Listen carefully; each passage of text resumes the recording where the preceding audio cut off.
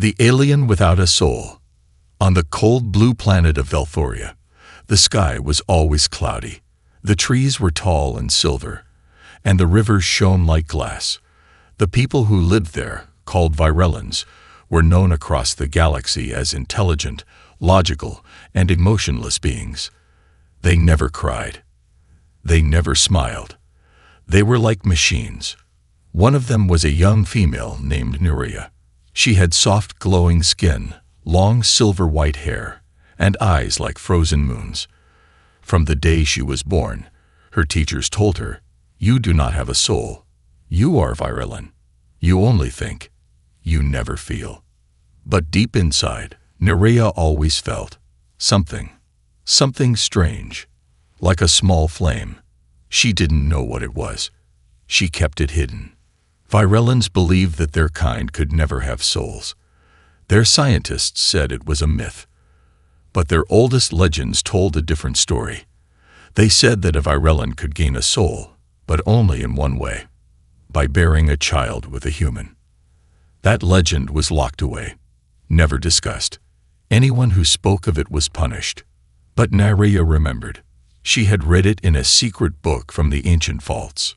One day, her world changed.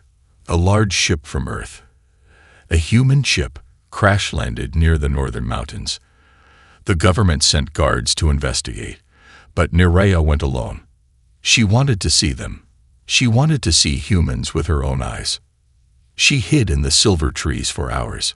She saw them, tall, soft-skinned beings with emotion on their faces. They laughed, argued, and cared for each other. But one of them caught her attention. He was a man with dark brown hair and calm eyes. His name was Dr. Alex Reeve, a scientist from Earth. He didn't carry weapons. He wasn't loud like the others. He studied insects, plants, and even helped a wounded alien bird. Nerea felt that strange thing again in her chest. It wasn't pain. It wasn't fear. It was something warm. That night, she couldn't sleep. She sat on the rooftop of her tower, watching the stars. Her fingers touched her flat belly. She whispered to herself, "If the legends are true, then maybe he can give me a soul." The next morning, she made a decision that would change her life forever. She put on a soft white cloak, one worn by Virellan women during sacred rituals. Then she walked alone through the forest, past the guards, past the warning signs, until she reached the human ship's camp. A human soldier pointed a weapon at her. She raised her hand slowly. "I do not come to fight," she said calmly through her translator implant. "I only wish to speak to the one called Alex Reeve." The humans were scared at first, but Alex stepped forward. "I'm Alex," he said. "You speak English?" "I use a language implant," Nerea replied. "I came for a reason." Alex looked confused. "Why?" Nerea took a deep breath. "Because I want a soul, and I believe you can give it to me." Alex blinked. He thought he had heard wrong. "What?" "I am Virellan," she continued. "My kind has no soul. Your kind does. Our oldest stories say that if a Virellan woman bears a human child, her soul becomes real. I want that. I want to feel. I want to be alive." There was silence in the camp. Alex didn't laugh. He didn't mock her. He simply said, "That's a lot to take in." "I do not ask for love," she said. "I offer myself only for this purpose. If you say no, I will leave." Alex looked into her eyes. He saw something there. Not logic, not calculation, but hope. He shook his head slowly. "I'm sorry. I can't just do that. You're a person, not a machine. What you're asking, it's more than science." Nerea's eyes dropped to the ground. "Then I am lost." She turned around, ready to walk away. But just then, a strange sound echoed from her wrist. A small device glowed red. It was a signal, a warning. The Virellan High Command had found her. They had been watching. Alex stepped forward. "What was that?" "I have been tracked," she whispered. They know I came to you. I will be punished. My memory wiped. I will be nothing. Her voice broke. Alex stared at her in shock. He had come to study aliens. He never thought he would be part of one story. A story about a soul. A story about being human. And now, a choice stood before him. Would he send her away, or would he help her escape her fate? Her silent offer. Nerea stood frozen under the cloudy Velthorian sky. Her silver cloak fluttered in the cold wind, but her body did not move. The small red device on her wrist blinked rapidly. It was a silent alarm, sent straight to the Virellan High Command. She knew what it meant. They were coming for her. Behind her, the human camp had grown silent. Dr. Alex Reeves stood a few steps away, watching her with wide eyes. He didn't fully understand what had just happened, but he could see the fear in her posture, the way her back stiffened, the way her fingers trembled at her sides. What happens now? Alex asked softly. I have broken our law, Nerea said without turning, by speaking to you about the soul. By making the offer. What offer? He asked again, still confused but not unkind. Nerea turned around slowly. Her expression was calm, but her voice was heavy. I offer myself to you, she repeated, to carry your child, not for pleasure, not for power, but because I want to live a real life. I want to feel everything a soul can feel. I want to be more. Alex stepped back, shocked. You're asking me to make a baby with you, just to feel human. She didn't blink. Yes. Alex looked down, unsure what to say. This is too fast. You don't even know me.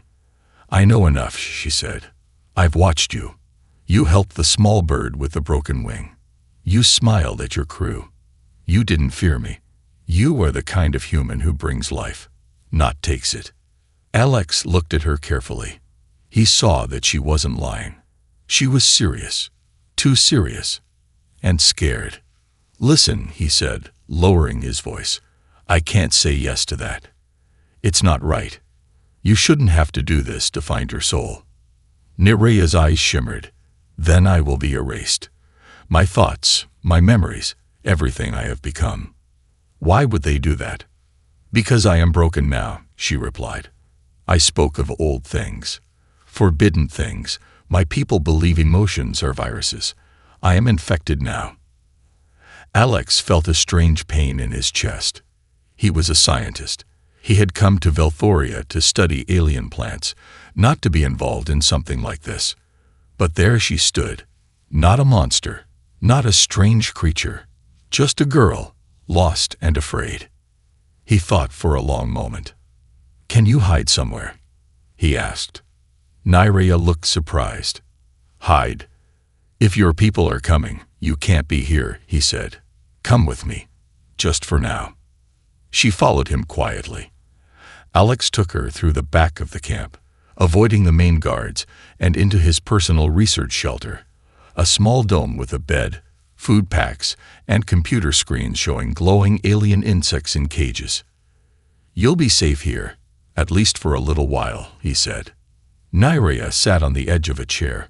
Her body looked relaxed, but her fingers kept twisting the edge of her cloak. She looked around, taking in the soft lights, the hum of the machines, and the picture on the wall. Alex with a woman and a dog. Is that your family? She asked. Alex smiled a little. That's my sister and our old dog. He passed away years ago. Nerea tilted her head. You look happy. I was, he replied. He was my best friend. Funny how animals can love more than people sometimes.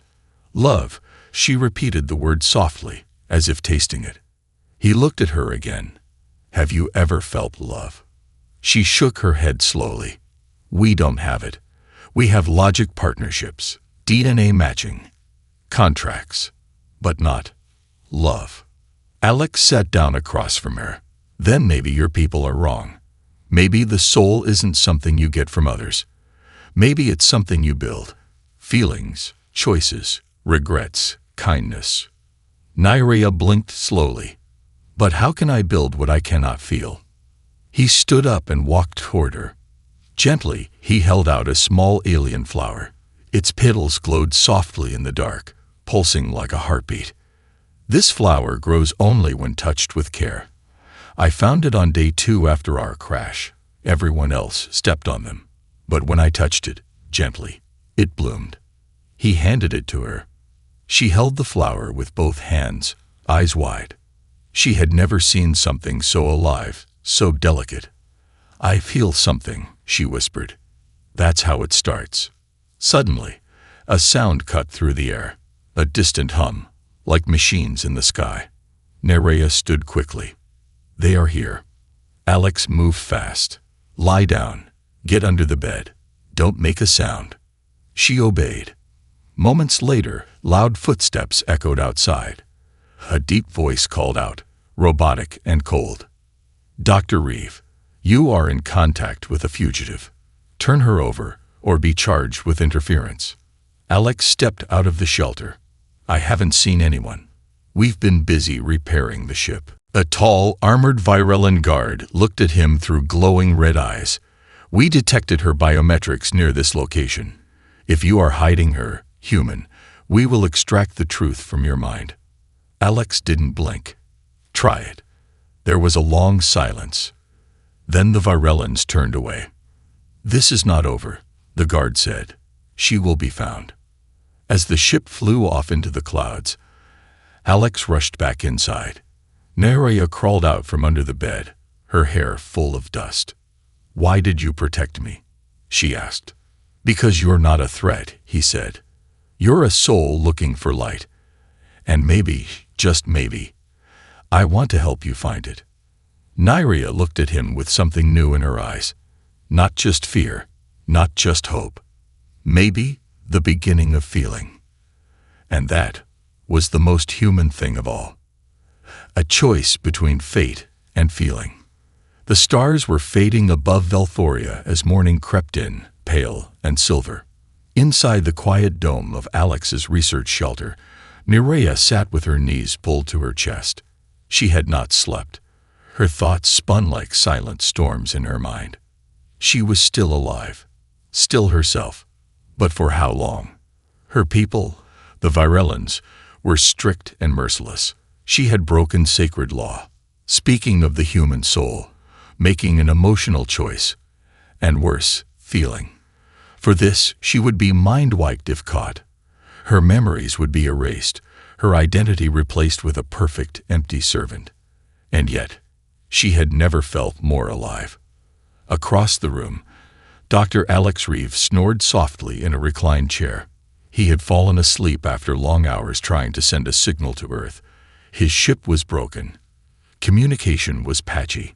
Help might come, but not soon. Nerea stood slowly and walked toward him. She studied his face in silence. It was so different from hers. Rougher, warmer, full of lines and soft movements even while he slept. She reached out a hand, curious. Just before touching his hair, he opened his eyes. She froze. Alex blinked and smiled tiredly. You're up early. I couldn't sleep, she whispered. Me neither, he said. Just drifted off trying to fix the relay system. They both sat quietly for a moment. Then Nerea asked, Why do you help me? I'm not one of your people. Alex looked at her, his voice calm. Because you are trying to be one, and that matters more than where you're from. Nerea lowered her eyes.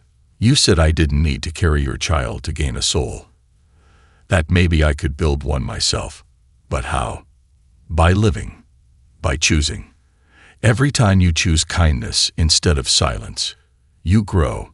Every time you feel pain and don't run from it, you grow.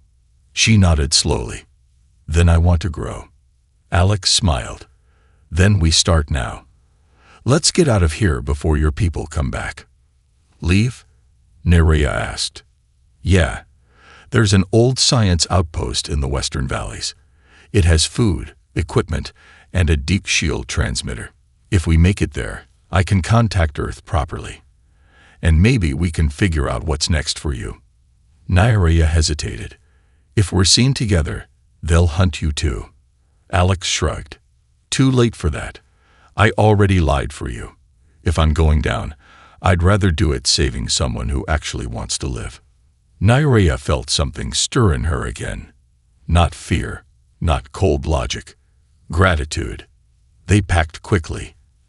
Alex grabbed data drives, water flasks, dried food, and 2 small plasma pistols. He handed one to Nyarea. I don't kill, she said, pushing it back. It's just for warning shots, he said. Scanners show patrol ships moving toward the mountains. We'll have to move fast. Before they left, Nyarea removed the blinking device from her wrist. She crushed it beneath her foot. The red light died out like a fallen star. Then they slipped into the alien woods. The journey was not easy. The trees in Velthoria's wildlands were tall, thorny, and sharp. Strange animals watched them from the branches. The ground itself was slippery and humming with energy fields that could drain weapons or short out comms. Alex stumbled more than once. His legs weren't made for this terrain. But Nyarea guided him. Step where I step, she said gently, holding his hand to lead him across glowing vines and magnetic stones. At one point, they stopped near a river. Alex set to drink water and rest, his face red with effort. You're weak, she said with a small smile. And you're light as a feather, he replied, laughing softly. For the first time, Nyarea smiled too. It wasn't wide.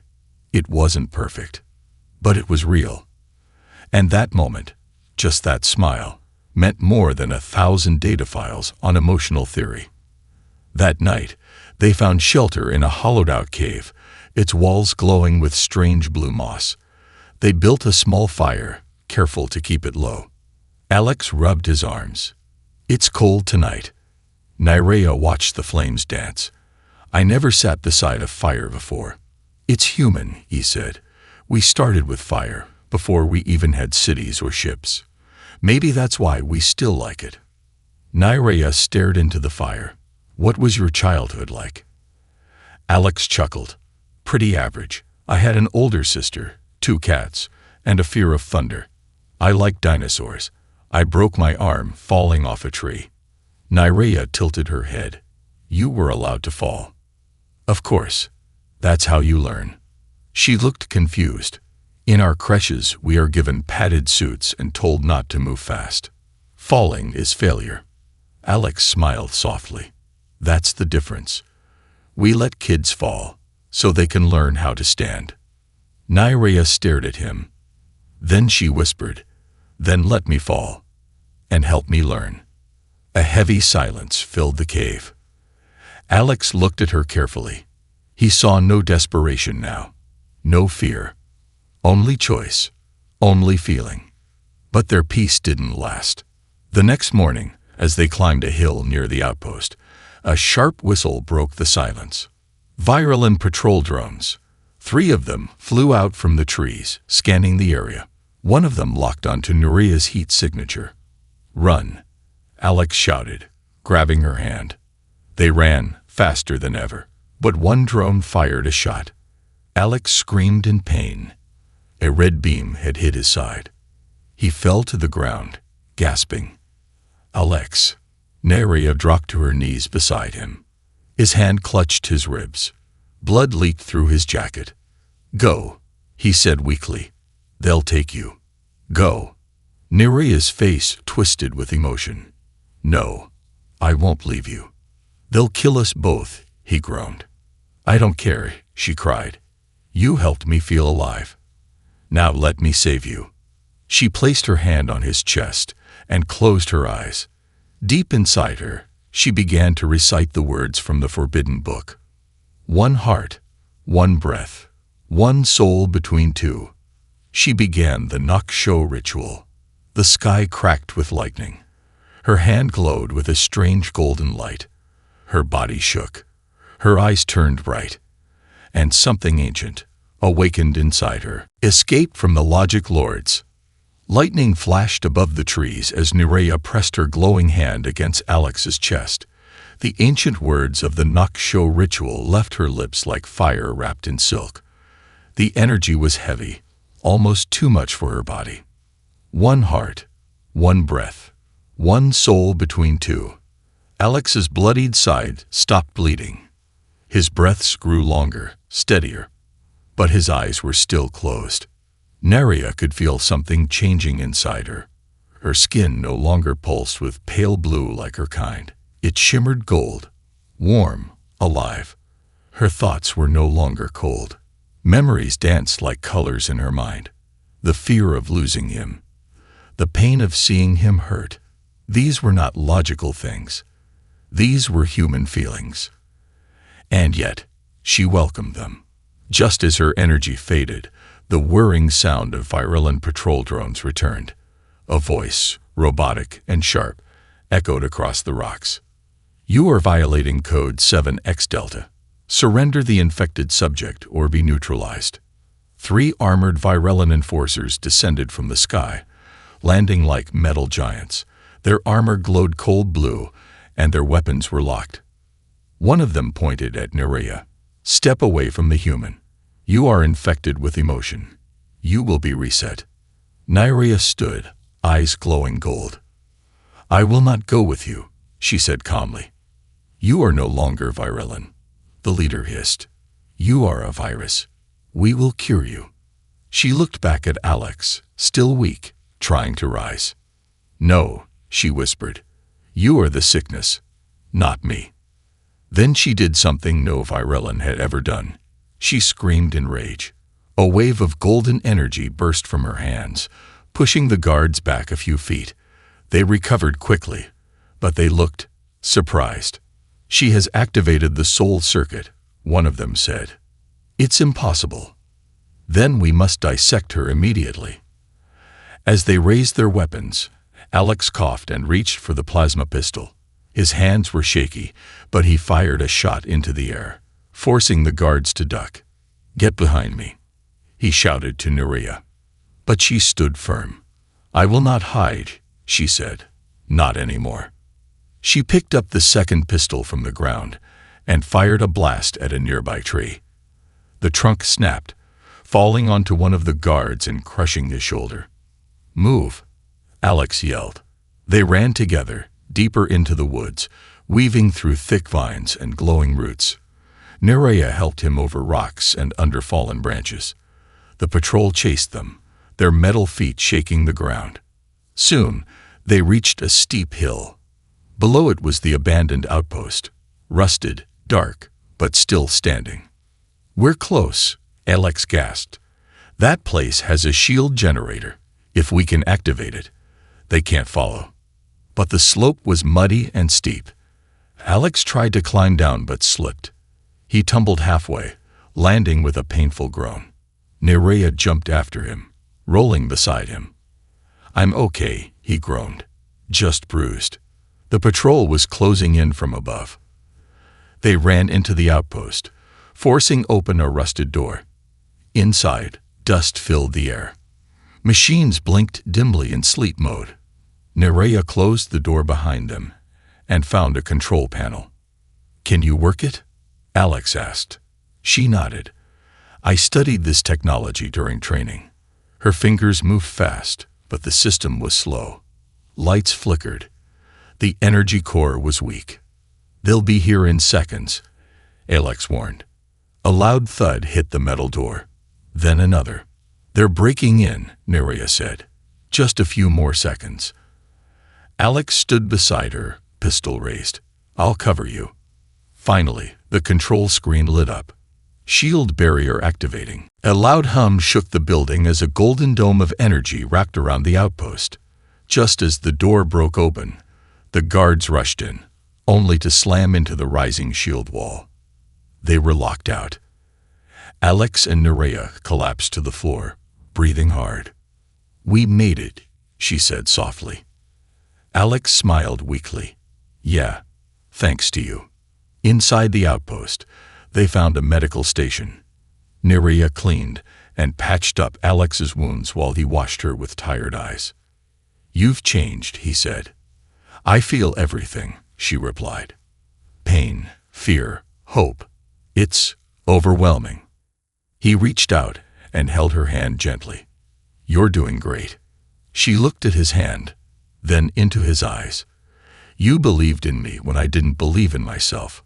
You made the choice, he said. That's what matters. Nerea sat beside him. In my world, feelings were seen as weakness, but now I see. They are power. My people never knew what they lost. Outside, the patrols tried to break the shield, but it held strong. Inside, Alex rested on a chair. Nerea walked to a window and looked at the dark skies. I always thought I had to be given a soul, she said, but maybe I just had to unlock it. You didn't need me to give you anything, Alex said. You needed someone to show you it was okay to feel. She turned to him with a small smile. Then let me show you something in return. That night, she opened an old violin archive, one not accessed in hundreds of years. She had downloaded it from her city before escaping. Inside were stories, ancient tales of emotions, love, and choices, records of Varellans who had once lived freely before the logic code took over their society. These were hidden from us, she said, erased, but they're real. I'm not the first to feel. Alex leaned forward. Then we spread them. We tell your story, and maybe we help others feel again. Nerea nodded. Yes, this is not the end. It's just the beginning. But outside the dome, something dark was coming. The logic lords, the cold, ancient rulers of Varellan society, had learned of her transformation, and they would not allow a souled Varellan to exist. A ship 10 times larger than the patrols was on its way. And this time, they weren't coming to capture. They were coming to erase her, completely. The soul bond ritual. A storm brewed in the skies above Velforia, but it wasn't wind or rain.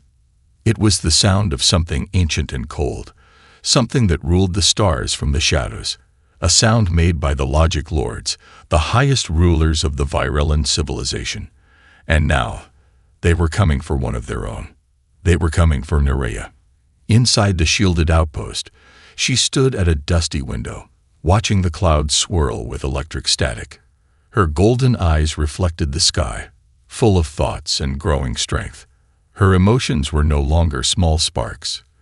They had become flames. Behind her, Alex rested, his body still weak from the wound he had taken, but his voice was steady. What is that sound? He asked. Nerea's voice was quiet but firm.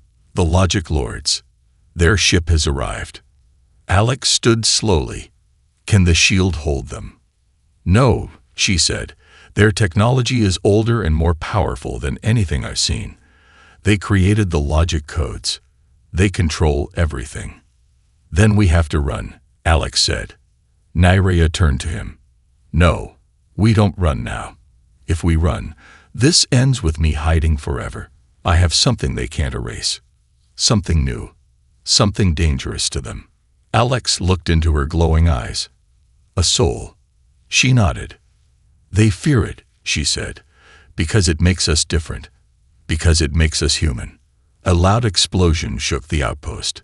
Dust fell from the ceiling. One of the outer shield generators sparked.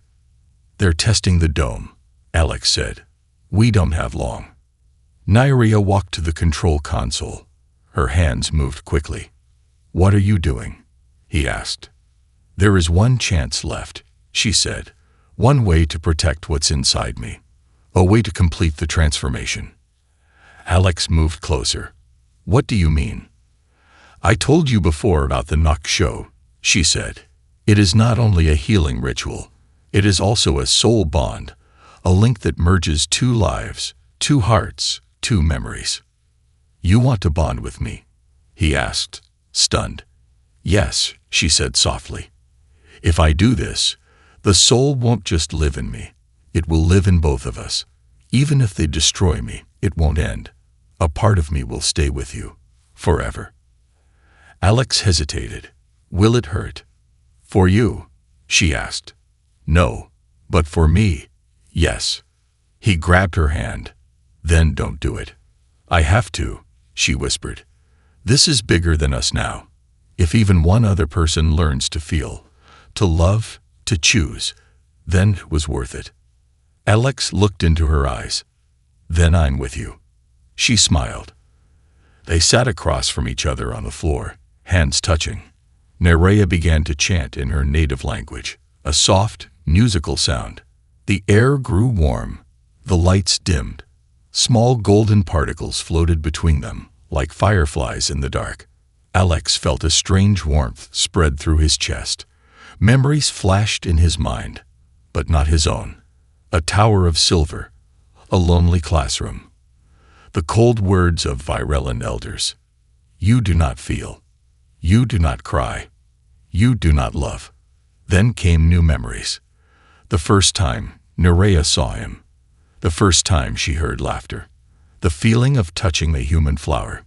His breath caught. I see you, he said. I feel you. And I feel you, she whispered. Their hearts beat in sync. A golden ring formed around them. The bond had begun. But outside, the logic lords had seen enough. A deep voice echoed through the sky. End the dome. Terminate the anomaly. A massive energy beam fired from the logic lord's ship. It cracked through the sky like a blade. The shield around the outpost groaned, shook, and shattered like glass. The air screamed. Metal doors flew off their hinges. Walls broke. The outpost was falling apart. But inside the bond circle, Nerea and Alex glowed with golden light, untouched by the chaos. The logic lords entered. They were not like the patrols. They were taller, older, their bodies more machine than flesh. Their eyes were like black mirrors. They looked at Nerea with disgust. You are corrupted, one of them said. You were created to think, not feel. Nerea stood up slowly. Her body radiated with energy. Then you created me wrong. Another lord stepped forward. We can still fix you. Reset your mind. Remove his influence. Nerea raised her chin. You can't reset a soul. The lords charged their weapons. Alex stood beside her. We won't let you take her. You are just a human, the tallest one growled. I'm the reason she feels, Alex replied. And that's something you'll never understand. Suddenly, Nerea lifted both hands. The golden light around her exploded like a wave. The logic lords were thrown back, crashing into walls and rubble. One tried to rise, but the floor cracked beneath him. Another reached for his weapon, but it melted in his hands. You are done, Nerea said. You have ruled with fear, but fear is not stronger than love. The tallest lord looked up. You will destroy our way. No, she said. I will change it. And then she did something no Virellan had done in 1,000 years. She cried. Tears ran down her face, glowing gold. The walls around her shook as the old systems collapsed. The logic lord's armor cracked. Their minds couldn't handle the surge of emotional data. They fell, screaming, lost in what they called the virus. When silence returned, the outpost was half broken, but the sky had cleared. The ship above vanished, retreating into the stars. Alex walked to Nerea. She looked tired, her eyes dim but still warm. You okay? He asked. She nodded weakly. It's done. No, it's just begun, he replied. You've changed everything. She leaned on him. Do you think others like me will rise? She asked. Alex looked at the rising sun. They already have. You're the first light. On a nearby hill, a small Virellan child watched with wide eyes. Her skin flickered gold for a moment. She turned and ran back to her village, heart racing. Maybe she could feel too. The trial of the Souled One. 2 suns rose slowly over the broken land of Velthoria. Their pale light reached the destroyed outpost, casting long shadows across cracked walls, fallen beams, and silent machines. But in the center of that destruction stood something new, something no one believed was possible. Nerea, the Virellan female once labeled soulless, now glowed with golden warmth. Her body weak, her heart full, she stood beside Dr. Alex Reeve, the human scientist who gave her the courage to feel. They were no longer fugitives. They were symbols. After the defeat of the Logic Lords, the news spread quickly, first to the patrols, then to the cities, and finally to the Virellan High Council. The stories were unbelievable. A Virellan woman had cried. She had laughed. She had risked her life for love. She had spoken against the law of logic and survived. The council had no choice. Nerea was summoned to stand trial, not to be punished immediately, but to prove what she claimed, that she had truly gained a soul. The trial would not be secret. It would be public, broadcasted live across the entire planet. The High Council chambers were vast and cold. Hundreds of Virellan leaders floated silently in observation rings. Their faces were expressionless, their bodies glowing blue like lifeless stars. The floor below was made of crystal, and in the center stood a small platform surrounded by lights. Nerea entered, wearing a simple cloak. Her glowing gold skin made her stand out like fire in a sea of ice. Alex stood behind her, allowed only as a witness. He wasn't allowed to speak unless asked. A tall counselor named Vornex stepped forward. "You are Nerea of Tower 8, he said. "You have been accused of emotional contamination, ritual defiance, and unapproved bonding with a lesser species." "I do not deny these things," Nerea said. Gasps echoed across the chamber. "You admit guilt?" Vornex asked. "I admit truth," she replied. "But I do not call it guilt. I call it evolution." Another counselor, this one older, leaned forward. "You performed knock show with a human. This is forbidden." "Because you feared what it might awaken," Nerea said, "and now it has awakened." "What proof do you bring?" asked a third. "You glow, but light is not feeling." Nerea closed her eyes. She breathed deeply. And then she spoke without words. From her mind came memories, emotions, and images projected into the chamber through a golden aura. They saw her childhood in silence. The fear she felt when reading forbidden stories. The first moment she saw Alex smile. The pain of watching him bleed. The warmth of holding his hand. The tears that fell when she bonded with him. The chamber fell silent. Not because they didn't believe, but because they felt it. Even the most emotionless Virellans blinked as a strange ache entered their minds. "What is this?" Counselor Vornex whispered, touching his chest. "It's your soul," Nerea said. "You've buried it for so long, you forgot what it feels like." One counselor stood up in anger. "This is infection," he shouted. "She spreads chaos." "No," Alex said, stepping forward despite the rule. "She spreads choice." The guards moved to silence him, but Vornex raised a hand. "Let him speak." Alex looked around the room. On Earth, we used to believe emotions were weakness too, but we learned they make us stronger. Love made us build families. Grief made us create art. Hope made us travel to the stars. He pointed at Nerea. She did not become less by gaining emotions. She became more. Counselor Vornex's voice was cold. "And if others want this, what if more Virellans begin to feel?" Alex didn't hesitate. "Then your world will change. For the better." The council withdrew to make their decision. Hours passed. Nerea sat quietly. Alex held her hand. She whispered, "If they erase me, will you remember me?" "I will carry you," he said. "Always." Finally, the lights returned. The council returned. Counselor Vornex stood. "We are divided," he said. "Half of us fear what you have become. Half of us see hope." He paused. "So we will let the people decide." The next day, across all of Velthoria, every screen and every speaker played a message. One of us has felt. One of us has loved. Should she be erased? Or should she be heard? The vote was open, anonymous, equal, and something happened that no one expected. The people chose to listen. When the votes were counted, 71% of Varellans said she should live. But more than that, many said they wanted to learn what she had learned, to understand what a soul truly was. Nyrea had not only survived, she had started a revolution. In the weeks that followed, new centers were created, emotion learning chambers were built, the ancient archives were reopened, and the laws of logic were rewritten. Nyrea became more than a rebel. She became a symbol of rebirth.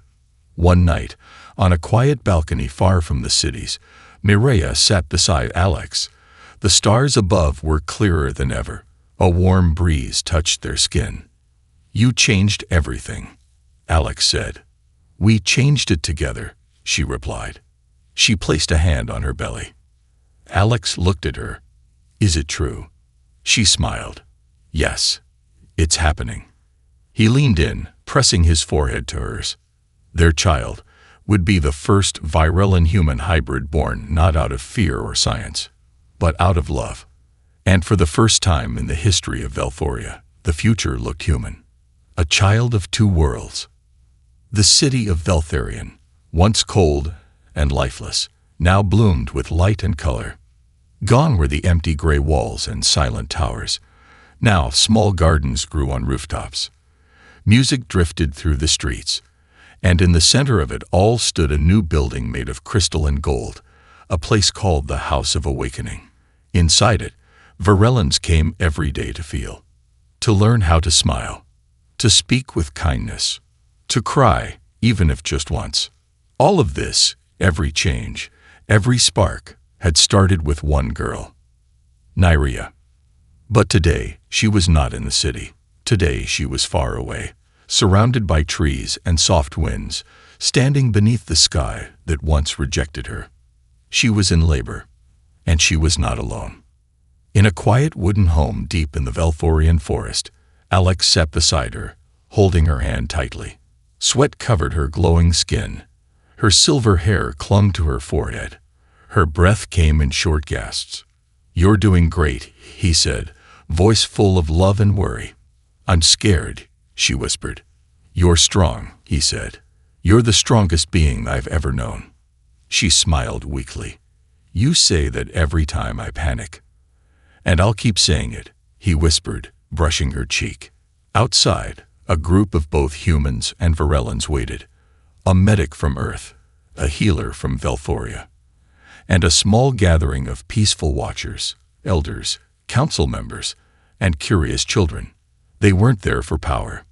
They were there for hope. Because the child about to be born was more than just a baby. It was a bridge. After hours of pain and trembling, the first cry broke the silence. A cry like none ever heard before. It wasn't sharp or weak. It was clear and beautiful. Alex held the baby first, tears in his eyes. The child had soft golden skin, small gray eyes like Nyrea's, and tiny fingers that reached for the stars. Then he placed the child in Nyrea's arms. She looked at the baby, and something inside her cracked open wide. A feeling so big she couldn't name it. She only cried. Softly, freely. "Is it?" she began, voice trembling. Alex nodded. "She's healthy. She has both of us in her," Nyrea whispered. "Two bloodlines. Two hearts. Two worlds," Alex added. The child was named Ilara, after an ancient Varellan word that meant light between stars. And Ilara changed everything. As she grew, it became clear Ilara was special. At 1 year old, she could mimic voices perfectly. At 2, she could calm wild animals with a touch. By 3, she was dreaming of things no child ever saw before. But more than gifts, she had something deeper, empathy. She could feel what others felt. When a Varellan boy fell and scraped his hand, she cried with him. When a human scientist was worried about a failed experiment, she held his hand without a word. And one day, when a crowd of old thinkers mocked her for being a mistake, she simply said, "Maybe I was a mistake, but I'm the kind that fixes everything." The House of Awakening was renamed Ilara's Hall, and it became the center of a new movement across the stars. Nerea became the high ambassador between Earth and Velthoria. She traveled across galaxies, giving speeches about emotion, love, and choice. Alex became a writer and teacher, sharing the story of how one alien girl asked for a soul and found it not through science, but through compassion. Together, they became the soul of two worlds. But there was one last moment that made everything complete. When Ilara turned 7, she stood before the new Virellan Council, a mix of old leaders and new feelers. She wore a silver robe and gold necklace made from the ruins of the outpost where her mother once stood trial. With all eyes on her, she said, "I don't know much. I'm just a kid. But I know this. You don't have to be born with a soul to grow one. My mom wasn't supposed to feel. My dad wasn't supposed to belong here. But they changed the galaxy. And if they can, so can you." The chamber went silent. Then, for the first time in Velthorian history, they stood and applauded. Not because they were told to, but because they wanted to. In that moment, it was clear. This wasn't the end of a story. It was the beginning of many. Humans and Virellans worked side by side. Emotion was taught in schools. Children of both kinds grew up together.